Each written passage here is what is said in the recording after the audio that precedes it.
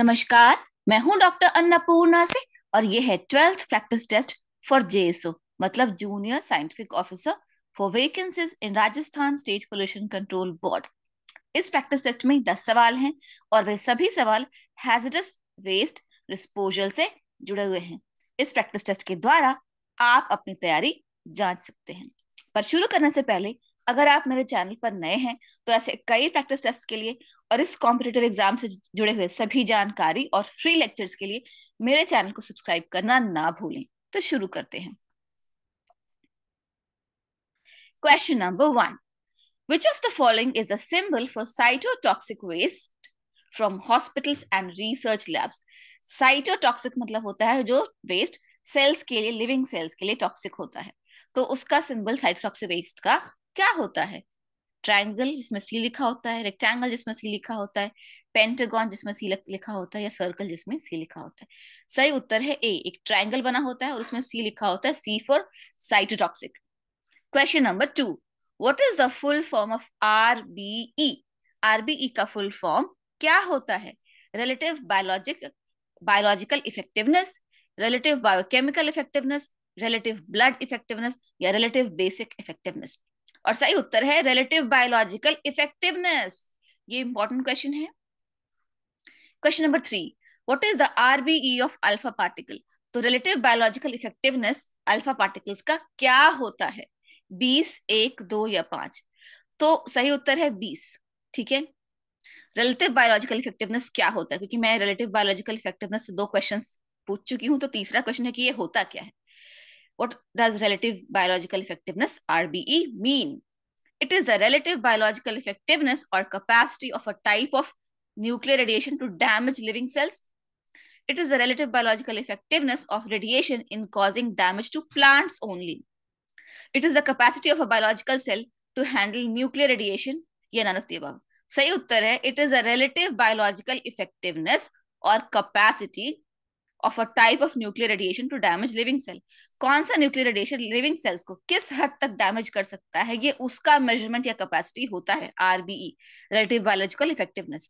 तो सही उत्तर है ए। ठीक है, आगे बढ़ते हैं।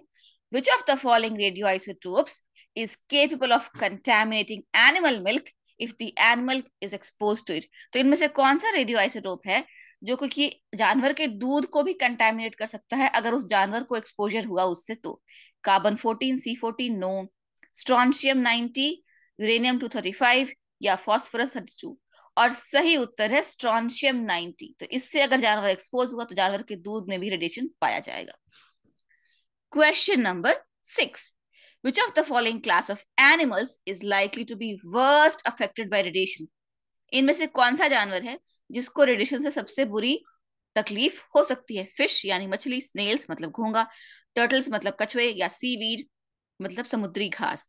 सही उत्तर है फिश, क्योंकि मछली के ऊपर उतना हार्ड स्केल्स नहीं होता है, तो इसलिए न्यूक्लियर रेडिएशन से सबसे ज्यादा प्रभावित मछली ही होती है। घोंगे के पास हार्ड स्नेल है, टर्टल के पास भी हार्ड स्नेल है, और सीवीड की जो है नेचुरली क्लेंजिंग कैपेसिटी होती है, तो सीवीड भी नहीं, fish is the correct answer. Fish will be worst affected by radiation. Question 7। What law governs the handling and disposal of radioactive waste in India? India में radio active waste के handling और disposal को कौन सा कानून govern करता है? The Atomic Energy Act of 1962, the Biomedical Waste Management and Handling Rules 1998, the Environmental Protection Act of 1986, ये none of the above। तो हम रेडियो एक्टिव वेस्ट की बात कर रहे हैं, तो आंसर होगा atomic energy act of 1962। Answer is A. Question number 8। What is the major cause of background radiation in the sea? समंदर के अंदर जो बैकग्राउंड रेडिएशन होता है उसका मेजर रीजन, उसका मुख्य कारण क्या है? A, natural disintegration of rocks in the sea bed. ये कारण है पर ये मुख्य कारण नहीं है। Nuclear waste dumping, industrial discharge, या नन ऑफ द अबव? सही उत्तर है न्यूक्लियर वेस्ट डंपिंग। जो न्यूक्लियर वेस्ट न्यूक्लियर रिएक्टर से होता है वो अक्सर समंदर के नीचे तले में उसको बक्से में बंद करके न्यूक्लियर वेस्ट को, और समंदर की गहराई में उसको दबा दिया जाता है, पर फिर भी न्यूक्लियर रेडिएशन उससे निकलता ही रहता है। तो ये सही उत्तर है, न्यूक्लियर वेस्ट डंपिंग जो समंदर के तले में होता है उसकी वजह से बैकग्राउंड रेडिएशन समंदर में होता है। What is spent fuel repository? Spent fuel repository क्या होता है? A place where nuclear waste from nuclear reactors is stored, ऐसी जगह जहां न्यूक्लियर वेस्ट जो होता है न्यूक्लियर रिएक्टर का उसको स्टोर किया जाता है। A place where nuclear fuel is enriched, ऐसी जगह जहां न्यूक्लियर फ्यूल को एनरिच करके और यूजफुल बनाया जाता है। बोथ ए एंड बी, ये नन ऑफ द अबव। सही उत्तर है nuclear spent fuel repository is A, a place where nuclear waste from nuclear reactors is stored. ठीक है, और ये सबसे बड़ा जो स्पेंट फ्यूल रिपोजिटरी है वो रशिया में है, रशिया के पास है। Question 10, what is the international commission on radiation protection?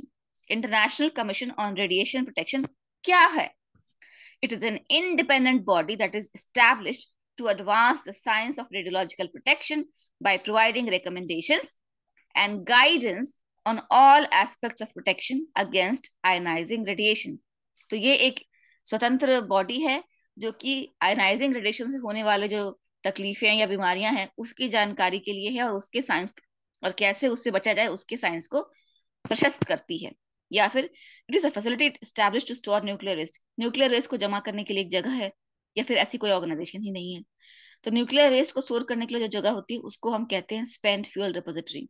लेकिन जो इंटरनेशनल कमीशन ऑन रेडिएशन है, international commission on radiation protection, ये ऑर्गेनाइजेशन है और ये एक इंडिपेंडेंट बॉडी है जो कि रेडियोलॉजिकल प्रोटेक्शन का जो ज्ञान है उसको प्रशस्त करती है, रिकमेंडेशन देती है कि न्यूक्लियर वेस्ट को कैसे स्टोर करना चाहिए या न्यूक्लियर रेडिएशन से कैसे बचना चाहिए, इसके बारे में ज्ञान देती है। तो ये सही उत्तर होगा ए। ठीक है, आशा है ये प्रैक्टिस टेस्ट आपके लिए उपयोगी रहा होगा। ऐसे कई प्रैक्टिस टेस्ट के लिए मेरे चैनल को सब्सक्राइब कीजिए, अपनी तैयारी को जांचते रहिए, और अगर वीडियो पसंद आए तो गुरु दक्षिणा के तौर पे 3 और दोस्तों को शेयर जरूर करें। Thank you. जय हिंद, जय भारत।